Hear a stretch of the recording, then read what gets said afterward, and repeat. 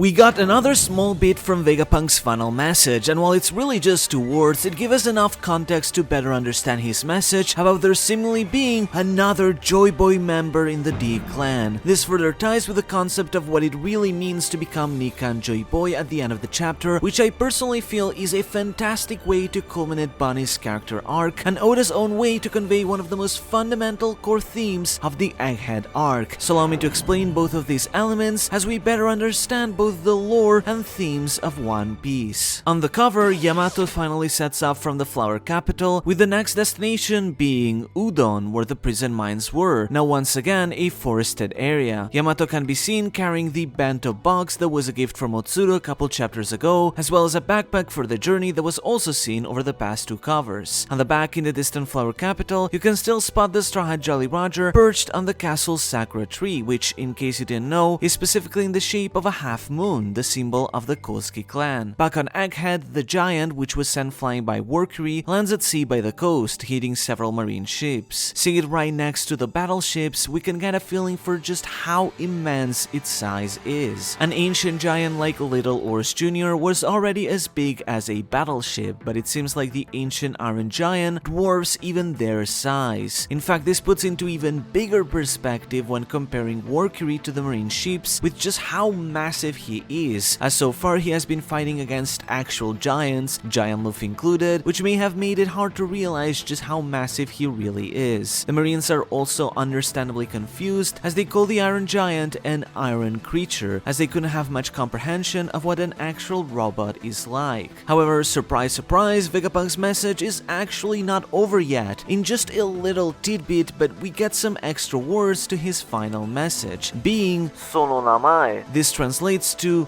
that name, making his final message, "To those bearing the name D scattered across the world, within you there is another, that name."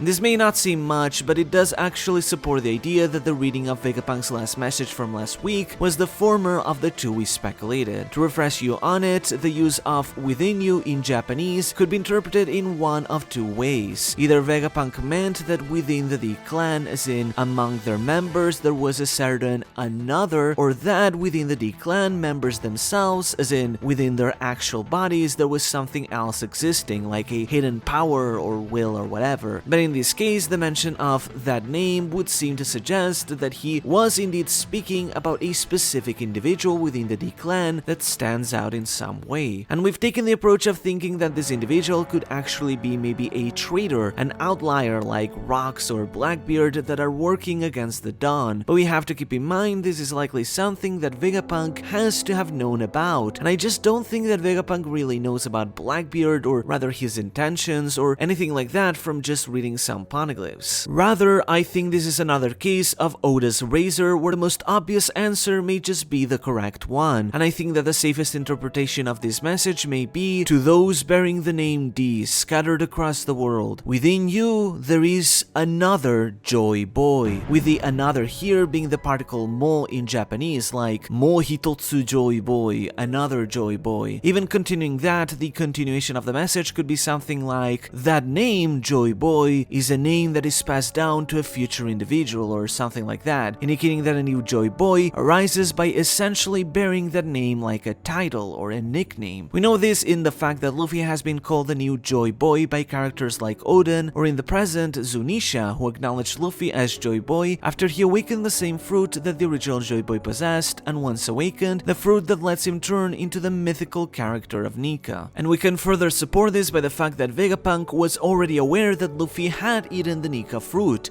out of virtue that earlier in the arc he rushed to see the transformation of what he called the Warrior in White. Since he already knew that Nika was a fruit that allowed the original Joy Boy to stretch like rubber, he likely made the connection that Luffy may be the new user of the fruit, since he mentioned there being no Gomu Gomu no Mi in the original editions of Del Fruit illustrated encyclopedias, so he already made the connection, meaning that he was aware that a new Joy Boy did arise and was likely trying to inform that to the the D-clan here. Now this whole concept of there being another Joy Boy is also incredibly fitting given what happens at the end of the chapter, but we'll get there really soon. But keep in mind, while this may seem superfluous, it would have been quite a massive blow to the government if the entire world knew that a new Joy Boy would be coming to overthrow the government, instead of despair that could inspire hope to many people across the world. So it was fairly vital for the Gorosei to stop this transmission before it caused them further damage. The reveals don't stop there though, because the Iron Giant also gets to say its own piece as it falls into the water. An interesting detail about the ancient giant's speech pattern is that interestingly it is all written in katakana. The reason for this is to make it sound more robotic, less natural, and thus sound like it is an actual robot pronouncing syllable by syllable, like a robot from an old cartoon. So essentially in his message he says, "Where, Joy Boy, where did you go? I wanted to meet you. I was certain you were there, Joy Boy. How weird. How weird." Essentially, it means that the Iron Giant was searching for Joy Boy, but now that Joy Boy is gone, it is confused, as it seems to have a fairly rudimentary understanding and programming in some way. This makes sense as we know the robot reacted to the drums of liberation, recognizing Joy Boy within the sound that he heard from Luffy's heartbeat. All this time, it was likely giving chase to Luffy within the Fabrio phase, trying to get to him before he was pushed into the water. However, when Luffy transformed out of Gear 5th and stopped beating the drums of liberation, the Iron Giant felt Joy Boy suddenly disappear since it couldn't hear the drums anymore, making it think that Joy Boy just up and vanished, leaving it confused. There's also the fact that several chapters ago, the robot mentioned, "I'm sorry, Joy Boy," meaning that it's likely seeking to apologize to Joy Boy for not having been able to achieve something, perhaps tied with what it was trying to reach at Marijois, where the god country of the Lunaria formerly was. This all of course changes at the end when the giant recognizes the drums of liberation once again when Luffy returns into his form of Gear 5th, as he exclaims, "There he is," showing how he recognizes Joy Boy from the heartbeat of the drums of liberation, just like how Zunisha did. As Vegapunk's message cuts around the world, more folks from other locations react to the sudden end of the transmission. Beyond an unnamed location with particular traditional clothing, we once again get to see a shot of Yuba in Alabasta. We get to see not just Koza and his father Toto, but also Kappa, the little kid from the Alabasta arc. But even beyond them, we can once again spot Eric, Koza's friend from the Revolutionary Corps, and what may actually be another one of his friends, Farafra. The next shot takes place in the town of Whiskey Peak, what many often also mistake as the name of the island, which is in actuality Saboten Island, which translates to Cactus Island. There we see the now independent bounty hunters that were previously working for Baroque Works, which include Mr. Nine and Miss Monday, as well as what is implied to be their child, who first appeared during a previous cover story. But beyond them to the right, way more hidden, is actually Miss Catherine, a very minor background member of Baroque Works that tried to attack Zoro at Whiskey Peak by disguising as a nun, but was still defeated. And finally at Dressrosa, once again, Leo believes the lies of the government alongside Rebecca,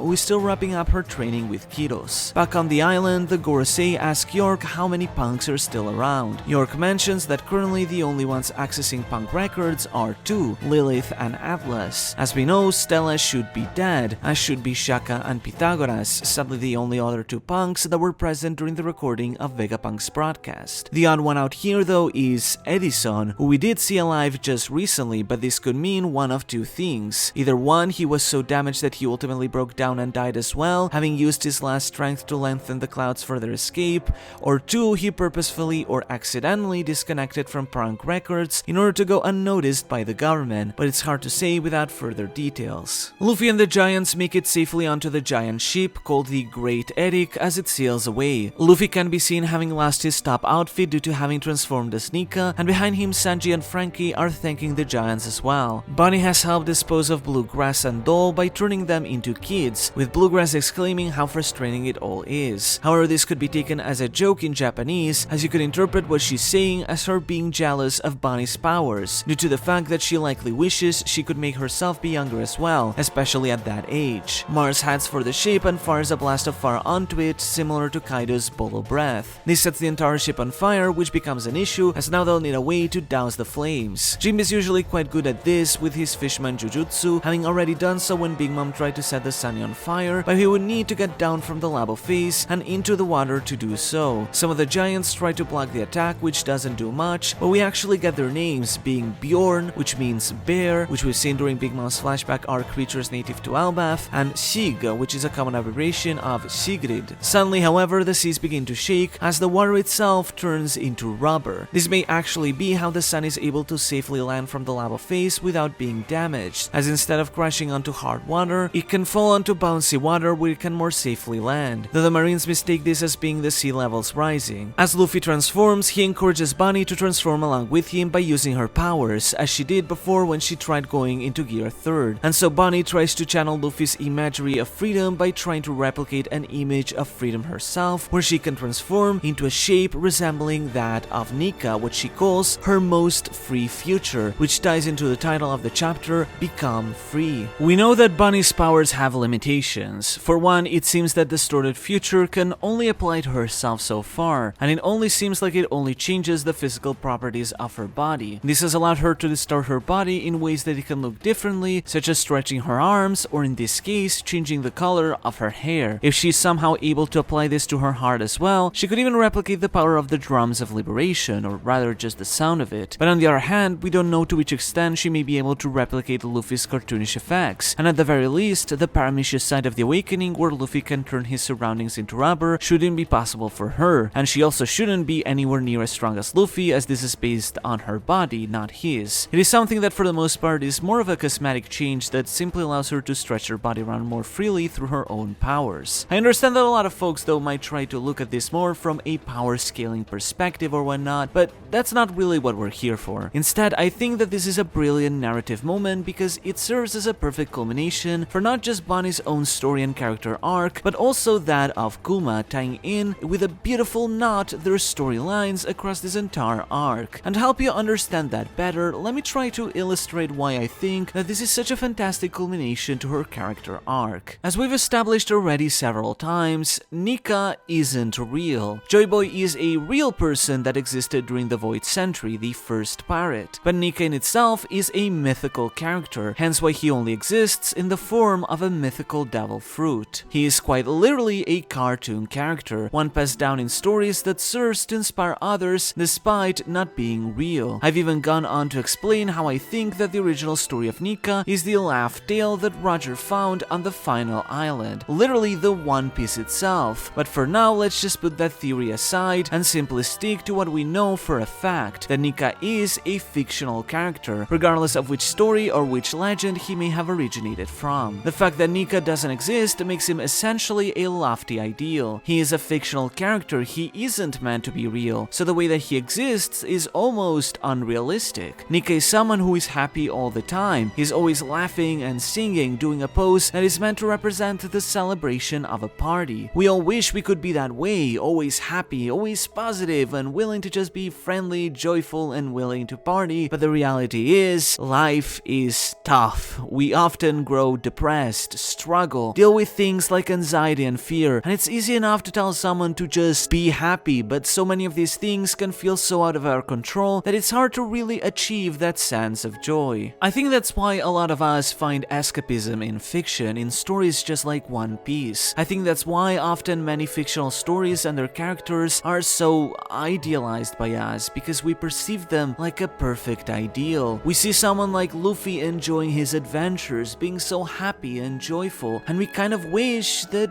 we could be like him, being able to have such a positive mindset of life where we can enjoy it to the fullest in spite of all the struggles it throws at us. In a sense, Luffy is still struggling just as much as us. He's constantly injured, suffering sometimes physically and mentally, and sometimes dealing with loss and struggles, but he still manages to push through it all with a positive mindset. And while you might consider that idealized, I think Oda is specifically telling us that it doesn't need to be. Think of it this way: this relationship that most of us have with Luffy, this idealization that we have with him, is exactly the same identical dynamic that Bonney and Kuma have with Nika. Nika is a fictional character that they idolize and gives them hope in their lives, but both of them have been aware of the fact that he isn't really real. Kuma knew this all along and confided in Vegapunk that Nika was just a legend, while Bonney had to accept the painful truth while she was confronted by by Saturn. This caused her transformation to falter, as her lack of belief in Nika means that she isn't able to visualize transforming to him as a realistic future she could turn into. So in the end, to them, Nika was just a fictional ideal, just a form of escapism, of dreaming, of being someone you'll never be. But here, Luffy is telling Bonney that's not the case. Nika isn't just a fictional ideal, you can become Nika. In fact, Nika isn't even something limited to a devil fruit transformation or something as simple as that. Being like Nika means being willing to have the same positive outlook in life that he does, and see the positivity of things even among the most painful of struggles.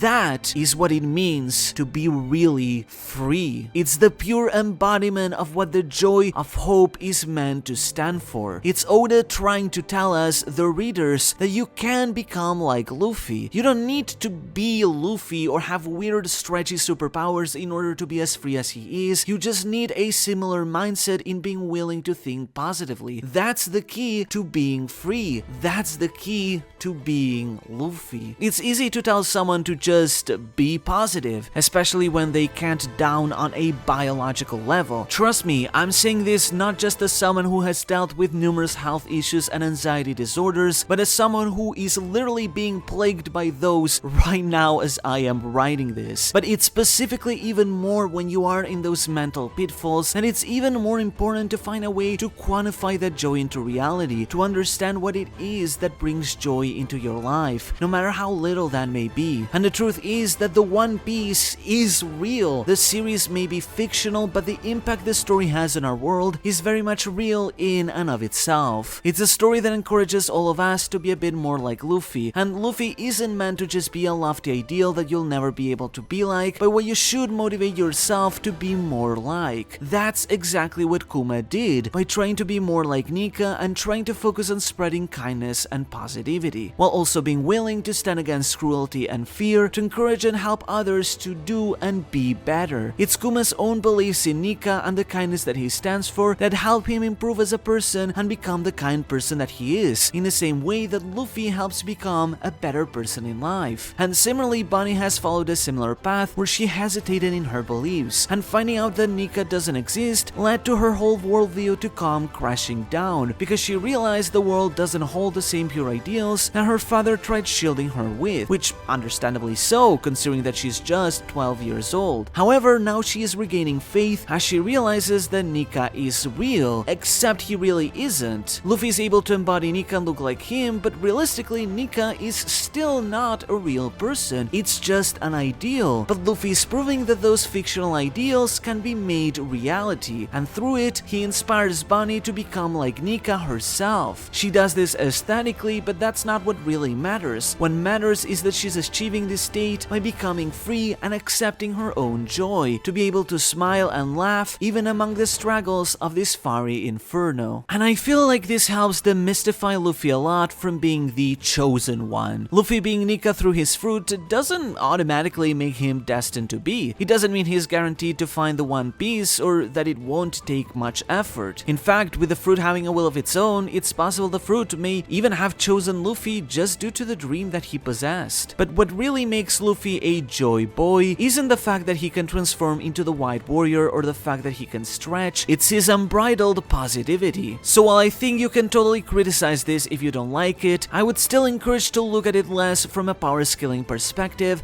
and more from the narrative intent of what this is trying to tell you. I know some people will just tell you it isn't that deep, but you know what? Maybe it isn't, and that's what makes it so special. You shouldn't take things so seriously, and while being cynical is important, it's also just as important to also enjoy the more joyful aspects of life without over-worrying so much about the details. Look at the story of a young girl that suffered through so much, someone who believed in a fictional character that could save her, only to realize that said character has always existed within her and conceive her just simply by teaching her to believe more in herself, to be free. She always wanted to show her father that Nika existed, only for her to become Nika herself by just embracing her own freedom. Just in the same way that all of us can become like Luffy by simply applying the joy that he shares with us every chapter. I was having a really rough day today before reading this chapter, but seeing Luffy and Bonney sharing so much joy, it inspires me to try to be better and have more believe and hope in my own joy as well, to become just as free like Nika myself. And I hope that you can be just as free as well.